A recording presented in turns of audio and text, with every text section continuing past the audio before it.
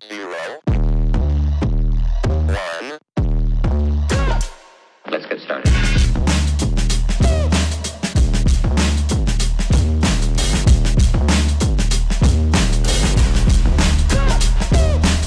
Why they stopping me? Stopping me.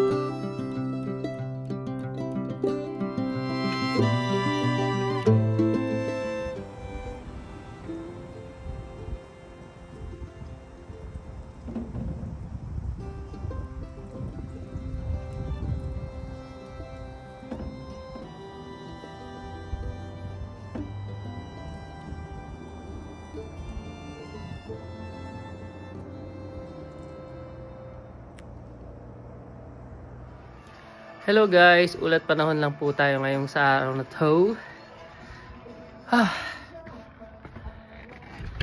Ayan. So kung niyo pong mapapansin, teka baka nailak ko. Ayan, hindi naman nailak. Alright, so kung niyo pong mapapansin ay umuulan ng snow. Ayan, tingnan niyo maigi.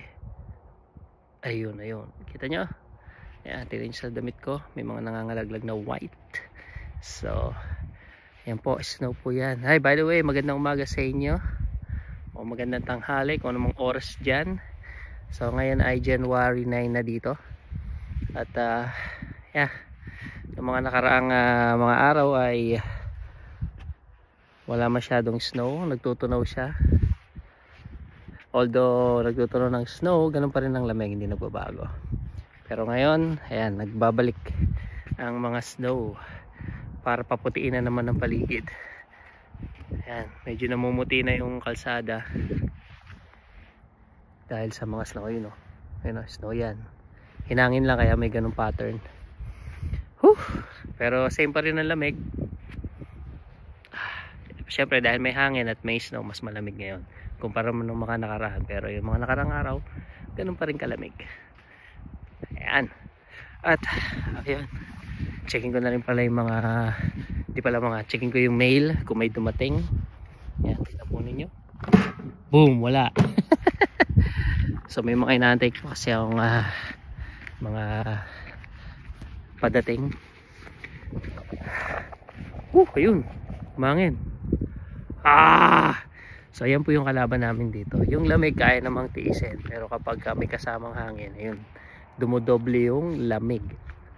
Masakit sa muka, nakakatigas ng ilong, nakakatulo ng sipon, nakakatigas ng mga muscle sa pisngi, at masakit sa kamay. So ayan po yung mga pinaglalabanan namin dito kapag ganito yung panahon. Kaya kung makapansin nyo, medyo namumula-mula na ilong ko, may kulangot pa sa bastos. So malaking tulong yung aking long hair para i-cover yung aking tenga, kasi pag expose ang tenga, ganun din. So mamumula-mula yan. Kala mo tisoy, no? Pero kita nyo na medyo namumula na ilong ko. So ganun po yung nangyayari sa akin dito kapag ganito yung weather. Medyo may kasamang hangin, kaya yung bagsak ng snow ay palihis pag ganun. Ay hindi na siya basta pag ganun lang, wala sa taas pa baba. So yan, weather update lang po ngayong araw. Magandang umaga, magandang tanghali, magandang gabi sa inyo.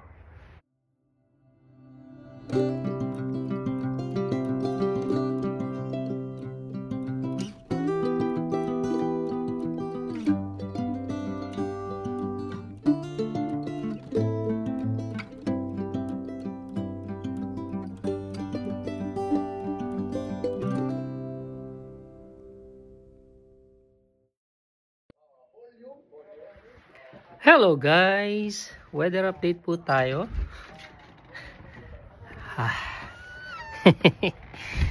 Woo! So ngayon po ay January 10 at nag-snow pa rin. Well, kahapon ay tumigil yung pag-snow syempre, pero ngayon ay bumabagsak na naman yung snow, pero this time mas malalaki na yung ipinapatak na snow. Ayan, sana nakikita nyo, no? Yan, nakikita nyo ba? Yan, ayan, tingnan nyo sa ulo ko. Ayan, hindi po yan balakubak, snow po yan. Ayan, at kung mapapansin nyo ay malalaki na yung ibinabagsak na snow. Ito, meron pa. Ngayon, oh. Grabe. Whew. Ayan, landa. Kasi nung kahapon, pagka binidyo ko, hindi nyo masyadong kita eh. Kasi masyadong maliliit. Pero this time, malalaki na siya. Ayan, oh. Yeah, mas malalaki na yung bumabagsak na snow. So, pag nagtuloy-tuloy ito, maybe hanggang midnight, malamang covered na naman ng buong paligid ng snow. Ayan, tas may konti pang hangin, kaya ayun, alam na. sobrang lamig. Ayan, makikita nyo palihis na naman yung patak ng snow, and yung sinasabi ko nga, malalaki yung patak niya, hindi tulad nung kahapon. So gusto ko lang ipakita sa inyo kasi parang first time ko lang din makita na ganito kalalaki yung pinapatak. Usually ang pinapatak ay maliliit lang, pero this time parang balakubak, ganun kalalaki. Hindi, so yun, just wanna share with you another experience of mine while living in the US. Wala. Wala, mabaho lang yung lumabas. Walang yan, oh. Sarap na experience. Pero syempre kapag napuno na ng snow yung paligid, di na masarap kasi kailangan mo ng palahin habang konti pa lang at malambot pa yung snow, kasi pag tumigas, delikado, madulas. Alright, so yan po ang weather update natin ngayong oras. Magandang umaga, magandang tanghali, magandang hapon kung saan man na kayo naroon.